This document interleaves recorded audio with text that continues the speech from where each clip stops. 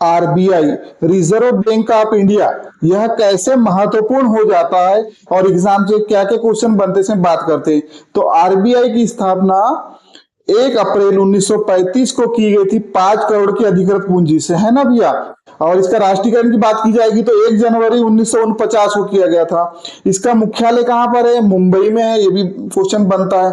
और भारत में केंद्रीकृत बैंकों की स्थापना का प्रारंभ चेम्बरलिन आयोग 1914 से किया गया था, ये भी क्वेश्चन आता है।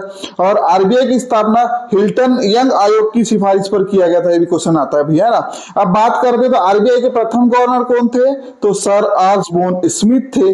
अगर क्वेश्चन बनेगा प्रथम भारतीय आरबीआई गवर्नर, तो सीडी देशमुख जी थे। और जब 19 जुलाई 1969 को बैंकों का राष्ट्रीयकरण हुआ तब आरबीआई के गवर्नर कौन थे, ये भी क्वेश्चन आता है, तो एल के झा जी थे।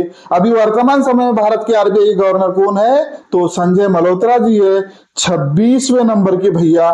तो आरबीआई विषय से इतने क्वेश्चन बनते हैं एग्जाम में, और अच्छे से पढ़िएगा। और क्या बोलता है, तो ये क्या कार्य होता है इसका? तो बैंकों का बैंक होता है, साख नियंत्रित करता है, अल्पावधि में ऋण जारी करता है, नोटें निर्गमित करता है। और कोष पद्धति अपनाई थी आरबीआई ने कि 200 करोड़ का कोष होना ही चाहिए। कब? 1957 में। तो क्या था 200 करोड़ में? तो 100 करोड़ 15 करोड़ का स्वर्ण होना चाहिए और 85 करोड़ के विदेशी ऋण पत्रक होना चाहिए। मतलब आरबीआई में 200 करोड़ का मुद्रा कोष हर समय होना चाहिए, ये भी क्वेश्चन बनता है भैया।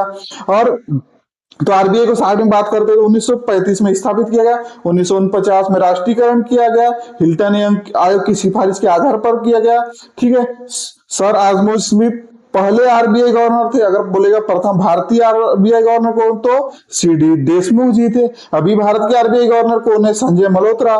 तो आरबीआई विशेष से इतना ही अच्छे से पढ़िएगा।